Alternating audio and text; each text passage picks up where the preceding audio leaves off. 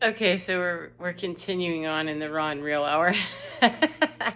um, I was just outside with my dog, and it came to me a nice, beautiful download, kind of creepy and a little bit hard to hear. But it's a different perspective from the more clinical side of things of why do people hurt one another? Why do you hurt me? Why did you hurt me? Why do you hurt me? What the, what's your problem? How could you see me vulnerable and stab me anyway? Part of the reason that people, there's certainly many reasons, many, and I'm not a psychiatrist, a psychologist, or a licensed counselor of any kind. So this is just the perspective from a spiritual side on some information that I was given when I was outside with my dog, just watching this beautiful creature that, doesn't know the same struggles. However, he dealt with his abandonment issue. Is being tossed off on the side of the road, and he's not carrying around any major baggage about it apparently, because he's just out frolicking and having a great time and being very patient with the woman who's struggling a little bit with her issues. So yeah, that part of the reason that we find that people will hurt us is that it is very difficult, it can be, and this is my perspective, so please don't take anything that doesn't belong to you.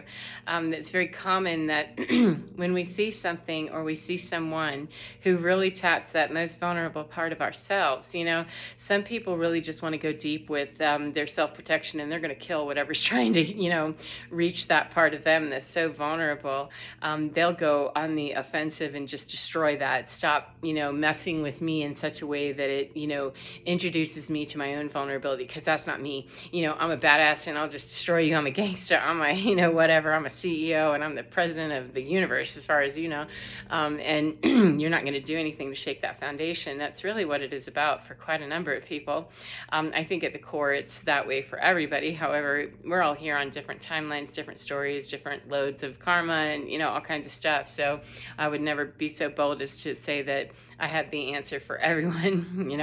This is just what I got, that when we are really heavily identified in things that are not, really the true nature of who we are, it can be really quite shocking and rocking and really aggravating and take us to our most rageful points.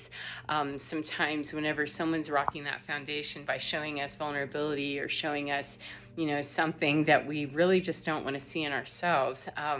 And there are people who they're so, so, so deeply entrenched in whatever takes them there. No comment, because I don't know, but whatever took them to that place of being so protected that I have to destroy that. It's coming after me and my foundation and all of my titles and all of my strength and my power and my position, whatever it is, that I've got to simply destroy that. And so even though, it seems, contrary to me, like, why would you ever look at something vulnerable or something small or something, that's really, just belly up? And why would you go deep on that and take that opportunity to dogpile, hey, bring on all your friends and let's go get this one, and that is a perspective of the psychology of it, is that it taps people so weird and so badly that shaking them to really put it in their face of what is your vulnerability that you just don't want to see, and why would you want to destroy or go deep in such a mean and harsh way, and there are all levels of that. We have passive aggressive, that's not quite as obvious. We have people who are out there like, I will absolutely lay you out, and beat you to death if you even remotely look like, I can get away with that. Be vulnerable around me for a second and I'm gonna, destroy that. So there's all levels of that. But it used to be for me personally that I couldn't do chick flicks. That was just like, no, that just, that takes me to a place of, that I just can't deal with that wounding. And the only difference is that I did not go so overt and on the offensive that I would absolutely, just stab someone. However, I was pushing them away and, pushing them off in different ways. So it isn't that, I didn't have my own profiling with that of that same idea in psychology. It's just I was doing it differently, and it's very easy for us to get into self-righteous positions, at least it was for me, to get into self-righteous position and say, well, I didn't do that. Well, it's still the same dynamic. It's just a little more diluted perhaps and a little more potent and strong. It's all a matter of where we are in our growth process and, the willingness to toss out humankind's ability to have a heart.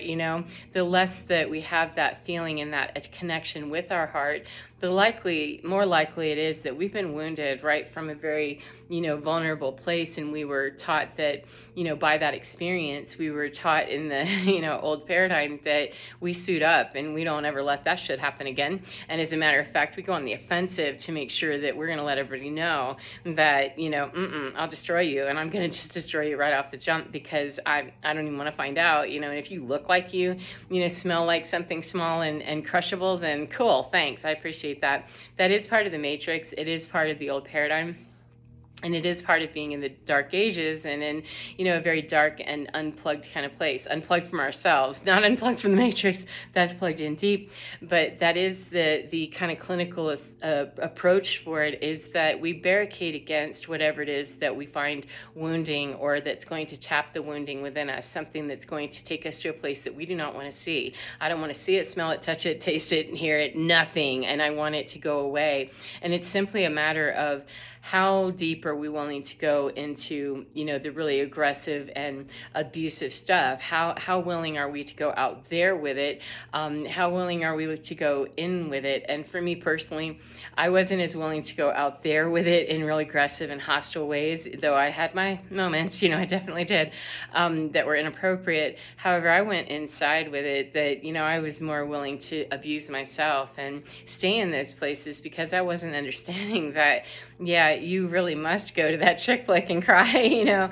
At some point you're gonna have to be able to look at the vulnerability that is being presented to you, because it's the vulnerability that's being presented to that part of you that's begging you to please see me, please see me, and stop, avoiding the vulnerability out there, or trying to push it away and stop it from asking to be seen. That's part of the healing process, is that little child inside, that little wounded part, the big, huge wounded part, that's saying, hey, could you please pay attention to me, because you're pushing me away. Every time you push that away, or you feel angry and, go away, I can't do this, I don't want to, I effing hate you, whatever it is. Pardon me, that every time you're pushing it away and not dealing with it, you're telling that little wounded part that it's true. They don't like you, they hate you, they don't love you, they're willing to hurt you. It's just reaffirming something that simply isn't true. It may be that the personalities out here, absolutely, that's true. However, the truth of being loved by the universe, being loved by that, pure force and that pure loving frequency, that is very loving. However, if you're looking out here to try to validate or invalidate, you're going to find those things that, make it true, whatever the assumption is. And so, when we're being, my goodness, pardon me, a lot of notifications. When we're being presented with those opportunities, they can be so painful of, why did this person do this to me? Why are you doing that?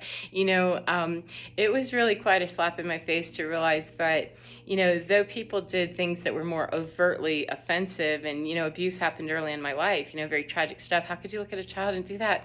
How indeed, Kate, how many times have you looked at childlike energy or children, vulnerable people, vulnerable animals, vulnerable populations, how many times have you looked at that and made a harsh judgment? It's just that you weren't willing to go and stab somebody, physically. However, it's an emotional stab and jab, or spiritual, imbalance there, that you really can't stand anywhere. That once you've crossed over the line of, I'm not looking to be loving about this, I'm headed the opposite direction. It's just, how fast are you running in that opposite direction, and how far deep into it are you? However, to stand around in any position that isn't me, I'm not like that. Well, are you sure about that? How many times have you seen the vulnerability of another person and thought, ugh, I don't want to deal with it, or just pick yourself up or make a very harsh judgment?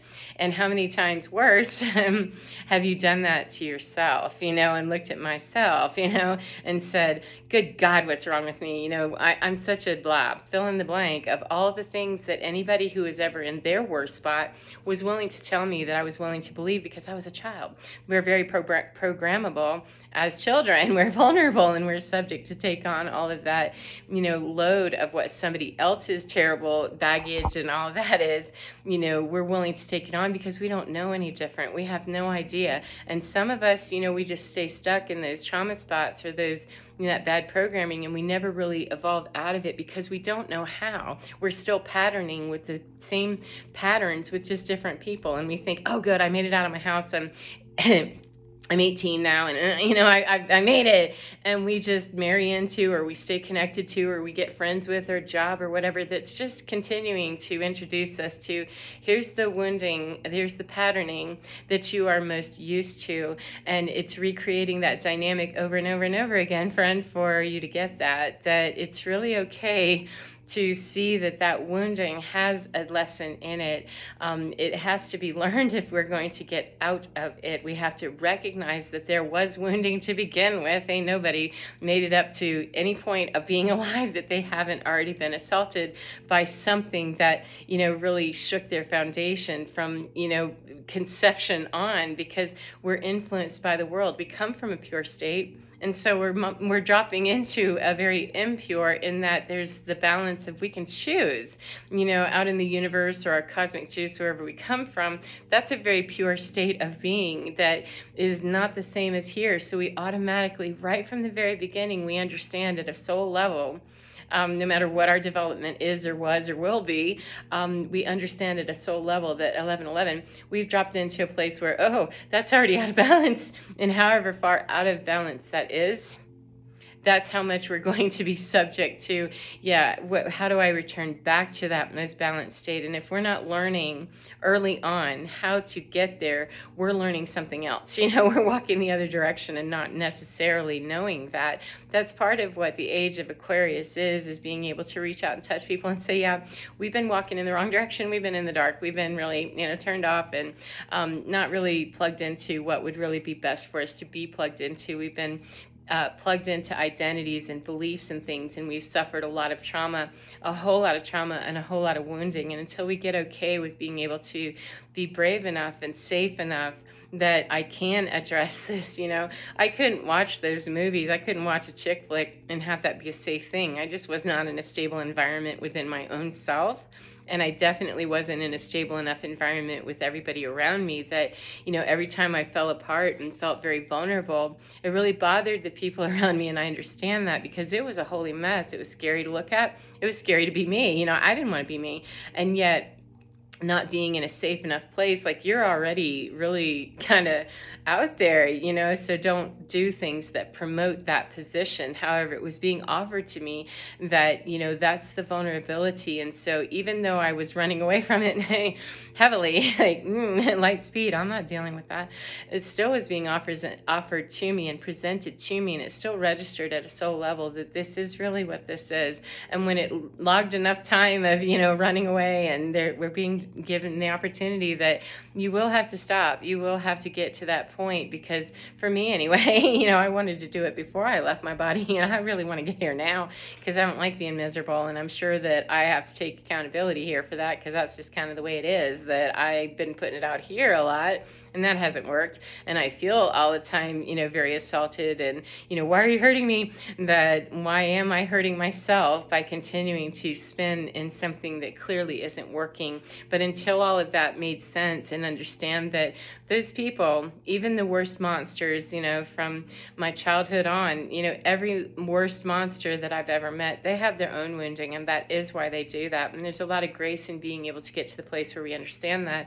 And that's a very bumpy, shrapnel-filled road. It's got little landmines, all kinds of stuff, because we have to deal with our own wounding of, hey, jerk, you really hurt me. What were you thinking? That really, for me, the path to that, I'm not going to be able to get to the forgiveness, the compassion, all that other stuff for somebody else until I get it for myself. That really was awful. It was painful. And oh my God, how could you do that? You know what? I could not reach, possibly, even remotely, being able to really truly put it out there authentically for someone else, or see their perspective, until I could tolerate seeing my own. And so really getting a fresh idea of, that's what that really is about there, Kate. It really helped me to see that, it continues to help me to see why it is that other people really, they're not able to face that, especially if they've been people who've been out doing, some pretty harsh stuff out here, really just abuse on mega levels. That's going to be harder and harder to know that, I not only was a victim of that, however I've been victimizing other people, whatever level that we've been doing that, we've played both parts. We always have. Everybody plays both parts at some time or another. It's just we predominantly like to, hang out in either victim or victimizer. However, we play both parts because it's that battle of, really the game is not that anymore. It's to really get inside and look here of why am I playing the game on any level, judging harshly or smacking somebody. It's really the same dynamic, and it really isn't any better. It's less stressful. It's less, baggage perhaps that we have to, work through if we haven't, murdered someone. However, if we're mind murdering them, or if we're, putting it out there, it's just assault on a different level, and getting okay with that and saying, yeah, I was a part of this brainwashing shit too, and I just, I'm gonna have to own that. And then I'll also own the fact that there's grace in being able to give myself compassion and forgiveness, and know that, yeah, I was really abused, and I was abusing also on another level. There's my thirsty dog giving a soundbite, that we're all seeking to be loved and accepted in our most wounded and vulnerable places. And when we haven't been already, it's just a matter of how am I leaking and squeaking my, dysfunction out into the world. And it really isn't any better to be doing it sideways than it is to be doing it out here more obvious. It's really not any better. It's just a matter of how much that wounding has really wounded us and how much we're willing to go out there with it. However, the work is the same. Some of us might be working for lifetimes on clarifying that or cleaning it up versus others. However, that comparative study is really irrelevant because it's still inside here. It doesn't matter what somebody else has to do. If it takes me 10 years to complete my degree, it takes me 10 years because that's the student I am. And it really doesn't matter, even though I might want to get jealous and pissed that person over there might only take 2 years to finish the same coursework.